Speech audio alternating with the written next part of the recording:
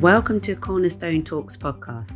I'm Shalene Lemmie, and today I have with me Joe Norton-Jones from the Royal Borough of Greenwich Virtual School, and he will be telling us all about his use of VR within schools.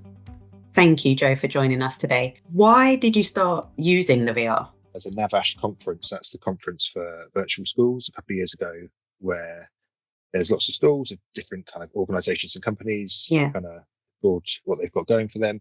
And I was a bit of a loose end actually, and did about 45 minutes of VR and found it just completely fascinating and a really easy way to engage a quite broad range of people in kind of what trauma looks like for young people, thinking around kind of the scientific point of view of our neural pathways develop as we're growing up.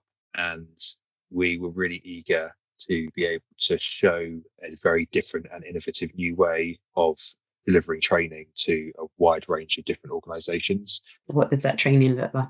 We will kind of go in, maybe meet with a senior leader and maybe one or two other people and just do a very short introduction, which I may actually do with them online, where we just kind of talk about what the videos look like, what to expect from their training offer, how they can kind of embed it either within like a half day inset or a twilight session after school. And we have to be very pragmatic about what time schools have and where their adults can be. Mostly we have done kind of 2.5, 3 hour sessions with groups of up to maybe 20, 24 people within a school, most of whom are either senior staff or frontline practitioners. So maybe heads of year or family liaison officers, people that are the most responsive to the needs of young people kind of day to day.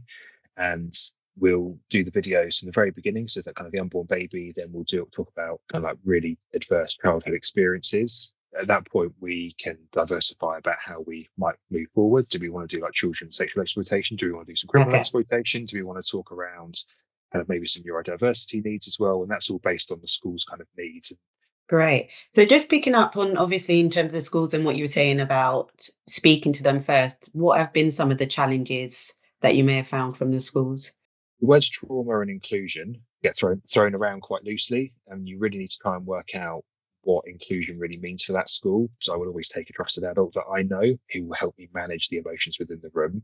But if you can make sure that you get another adult from the school who gets it and maybe seen a few of the videos beforehand, they can really help work through that, because it would be such a shame for adults to miss out on this training just because they themselves find the trauma very difficult to manage, because it really does help people's thinking and helps them really reflect upon their own practice, where they're at, but also maybe their own trauma and their own triggers and their own unconscious bias, which they're all the themes that kind of play out throughout the videos.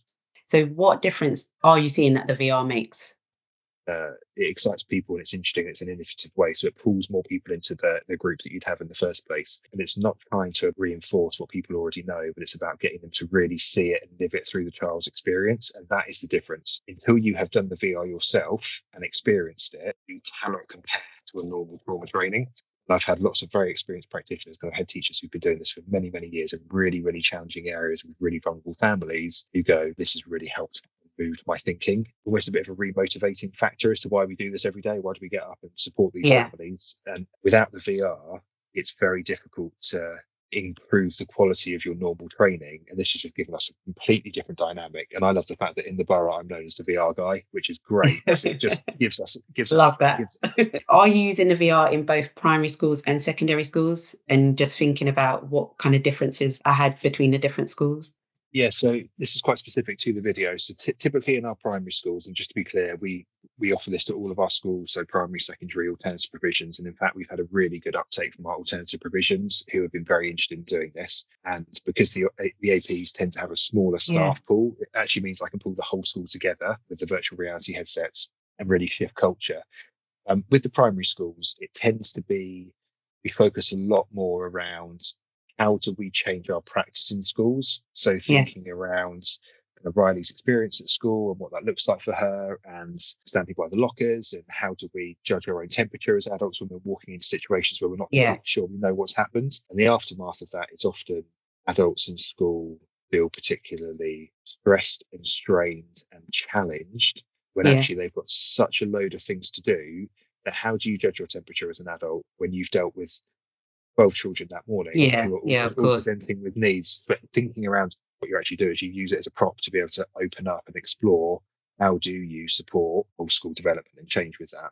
Typically with our secondary schools, we will do less of the actual management within schools, but more about structures and really thinking around schools about how do we be broadly inclusive, Yeah. but also really pulling in the associated risks for young people and thinking around like the story of Joe, who is a bit isolated at school, a Yeah. bit of a, if we're being impolite, a bit of a wallpaper child, like he's there, but not necessarily being noticed and needs not necessarily being addressed. And thinking, so what do we do to sweat the small stuff and how do we notice that at the very, very earliest help? Yeah. Which is where we really get to see with our secondary schools, we remind them that schools are our early help service, and a referral to Yeah. social care Yeah.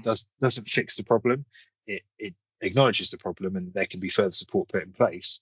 But for our most vulnerable young people, school and school leaders and school staff and whoever it is at school are the most significant points of reference for our children at secondary school, which is really helpful when we're thinking around reducing CSE, CSE, and different vulnerabilities. Yeah, definitely. So I just wanted to pick up again on kind of your APs, your alternative provisions, and you spoke there about that kind of culture change and that shift. Yeah, so one of our APs has reached out, and what I'm doing now is kind of every other Wednesday, I go back and we do a little bit more. Okay. But that's been really, really interesting because what we're also doing then is being reflective about what's going on in the community and how Yeah. it's impacting upon our young people, which is, as a local authority employee, is really helpful for me to hear directly from our APs that actually in the last week, we've had a real spate of muggings in the street, for example, that's really affecting our young people. Yeah. And then we can kind of build that into the content. So there's that kind of reciprocative working, which is really helpful, where we hear from them, they hear from us, and we can build that into our updated kind of how do we deliver these videos and how do we make it really relevant to what's going on right now. So that's been really, really interesting and really, really exciting, and something that I really want to continue doing. Is that something that they found really useful, and that opportunity to kind of engage with the virtual school a bit differently? Yeah, I think it definitely has given us a focus to say this is what we do. And therefore, outside of this, I get a lot more contact with schools that has nothing to do with trauma necessarily, but actually talking about young people, talking about families, because it's given us something for them to kind of talk to us about. And however much we think that we know our schools, and we've got 100 schools in our borough, actually, you have to go into the schools, you have to be there, you have to see it, you Yeah. have to hear it, you have to live it with them. And that builds kind of that trust. So when they need our help, they come to us and we can come to them. I think people were surprised by how much they enjoyed it. And Yeah. particularly if you're doing kind of like a couple of hours of trauma every Wednesday or every other Yeah. Wednesday, Yeah. that can feel quite overwhelming. But I think it's also given members of staff who perhaps don't always feel that they're necessarily heard or that their opinions matter. They've really been able to thrive and evidence how well they know young people. And even for practitioners that have been doing this for years, when we're thinking around kind of relational work and having connections with young people, which is really what we're talking about here, is Yeah. understanding our young people, giving them time. They will come to us and say, you know, actually, that kid that I was working with, who hasn't spoken to anyone for a long, long time, or has been really, really in themselves, actually, they're starting to talk, and you kind of talk and explore with them. I say, have you done that? Well, I sat next to them in a meeting rather than sitting opposite them, and it's Yeah. such basic things, and Yeah.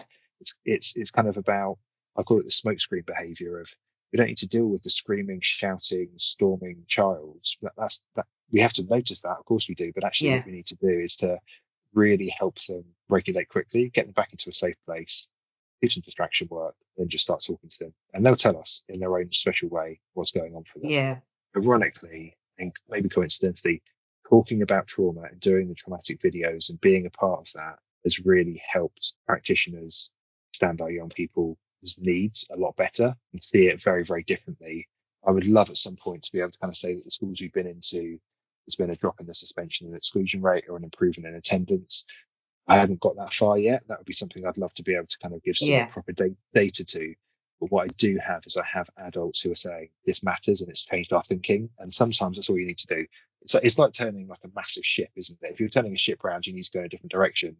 You take the small wins where you can. And at the moment, we're getting lots of small wins, but the capacity it's given us to be able to deliver bespoke, relevant, differentiated training opportunities for a wide range of adults, the cost is worth it, which means that even for schools that I started on this journey with, I can go back to them now and say, actually, we've got a few more videos around knife crime or around fetal alcohol syndrome. Should we go back and explore some of the themes that we were talking about a couple of years ago, which is really helpful because also adults and schools change. So Great. Thank you, Joe. We really appreciate you taking time out of your day to share your experience of using the VR. So No thank you. worries at all. Thanks for having me.